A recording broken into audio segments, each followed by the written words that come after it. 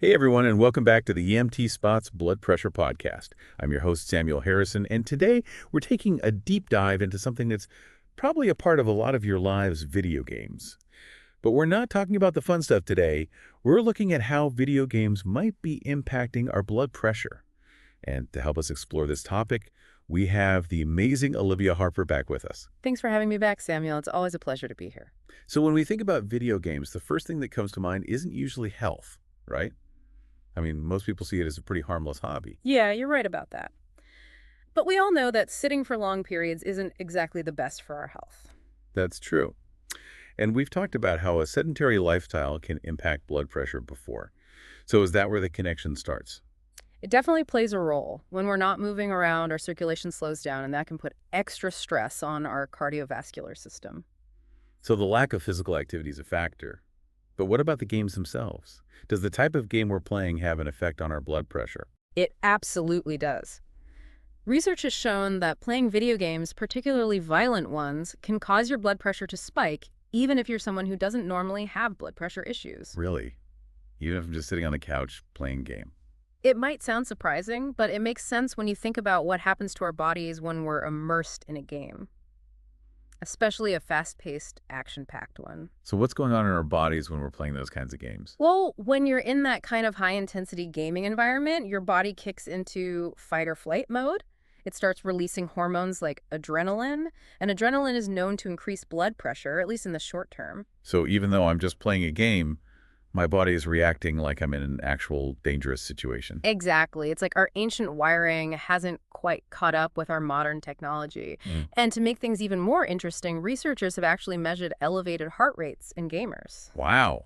So there's really a physiological response happening. Oh, absolutely. The increased heart rate is a sign of increased activity in the sympathetic nervous system. And that's the system that's responsible for that fight or flight response. So it all ties back to that same mechanism that can lead to higher blood pressure. Okay, so action games might not be the best for blood pressure. What if I stick to more relaxed games, like puzzle games or strategy games? Would that make a difference? Well, there's some really fascinating research that looked into that very question. One study focused on young men and compared how their blood pressure changed when they played violent video games versus watching TV or playing nonviolent games, and the findings were pretty surprising. I'm intrigued. Tell me more. They found that playing those violent video games led to a much more significant increase in diastolic blood pressure compared to watching TV or playing those calmer games. And diastolic blood pressure is that bottom number in your blood pressure reading. Huh, I thought any type of screen time would have a similar effect on blood pressure. So why do you think there's such a difference? It probably comes down to the intensity of the experience.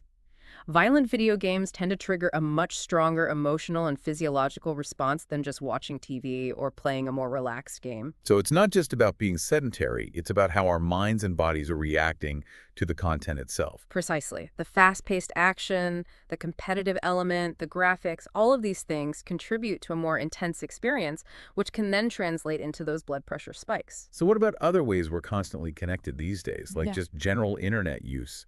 Could that be a factor in blood pressure too? That's a great question, and it's something researchers are looking into more and more.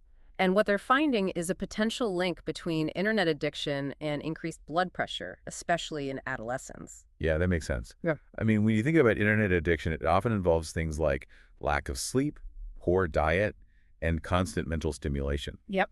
all of which can contribute to higher blood pressure. Exactly. You're hitting all the key points. There's a whole cascade of factors that can come into play when someone is struggling with internet addiction, and it's definitely something to be aware of. So we talked about casual gaming, but what about professional gamers? The esports athletes who spend hours training and competing, do they see an impact on their blood pressure? They absolutely do. You know, esports might seem like a laid-back activity from the outside, but the research shows that these players are experiencing significant cardiovascular stress during those competitions.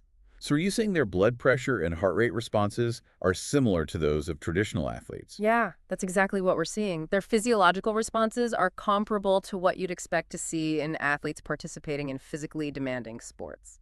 That's pretty amazing. It really highlights how intense and demanding competitive gaming can be. It's definitely not just sitting there clicking buttons. Exactly. It's a mentally and physically challenging activity. And that's why more research is needed in this area. We're just starting to understand the short-term stress responses, but we need to learn more about the long-term effects of this kind of repeated stress on the cardiovascular health of these esports athletes.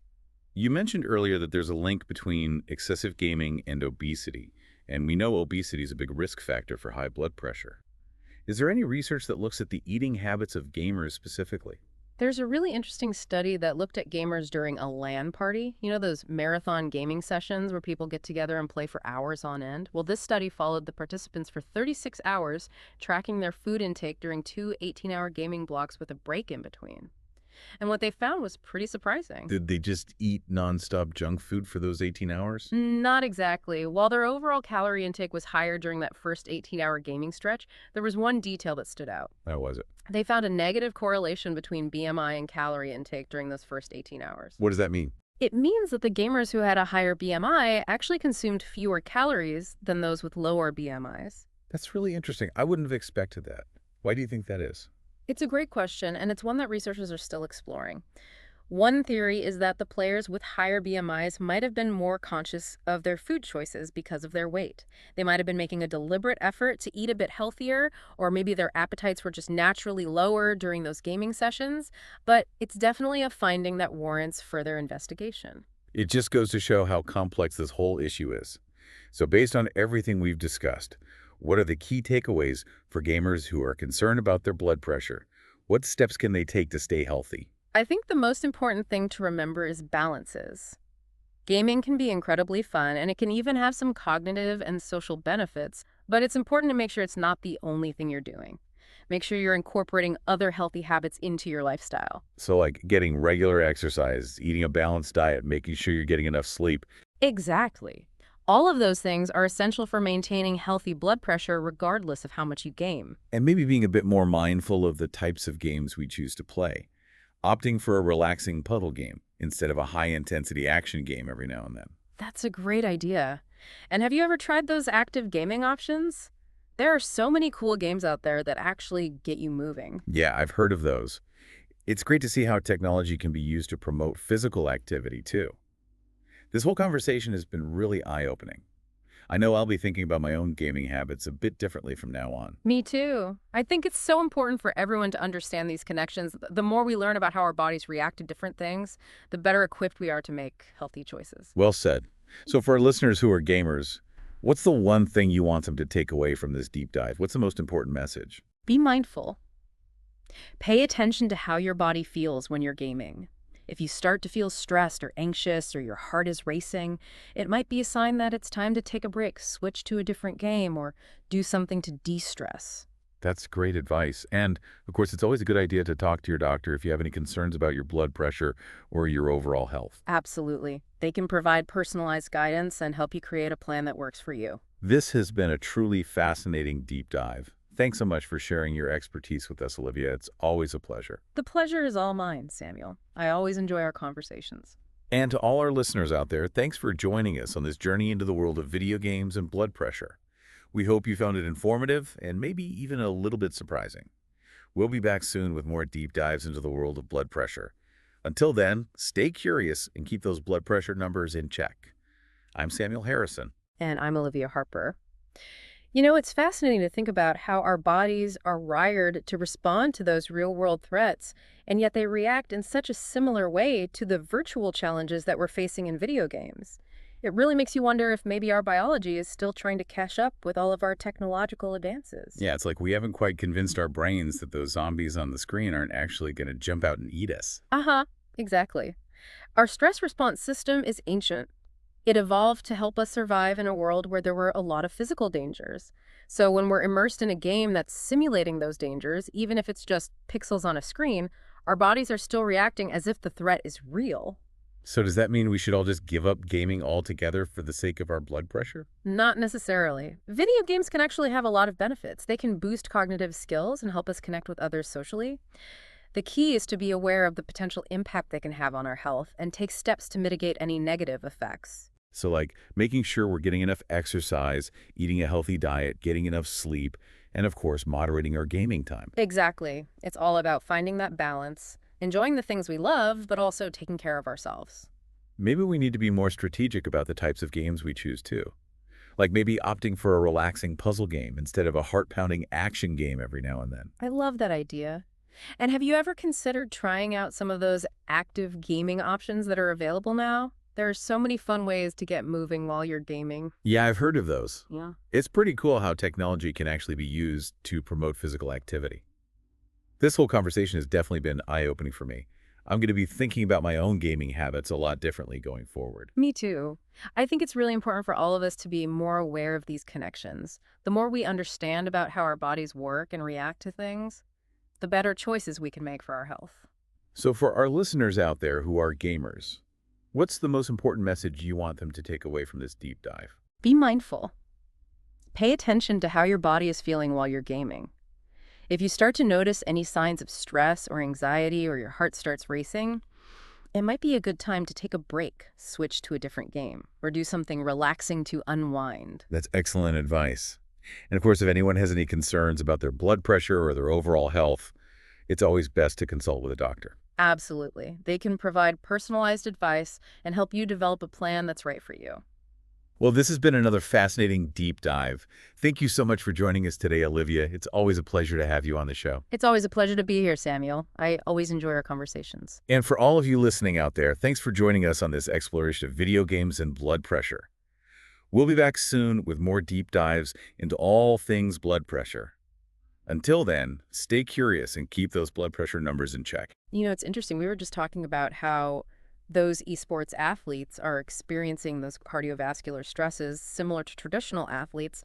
I wonder, do you think there's a need to maybe approach esports training with that same focus on health and well-being that we see in other sports? That's a really interesting point. And I think we're actually starting to see a shift in that direction already.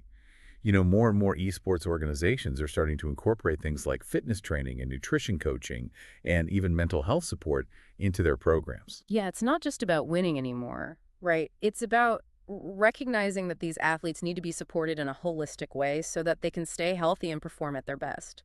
It makes sense when you think about it. Like a basketball player needs to be in top physical condition to excel in their sport. And in the same way, an esports athlete needs to be both mentally and physically sharp to compete at those highest levels.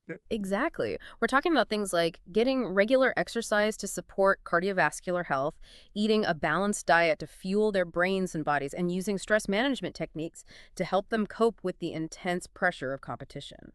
And it's not just about preventing those negative health outcomes. It's about recognizing that a healthy esports athlete is likely to be more focused, more resilient, and ultimately more successful. I completely agree. So do you think there are specific types of exercise that would be especially beneficial for these esports athletes?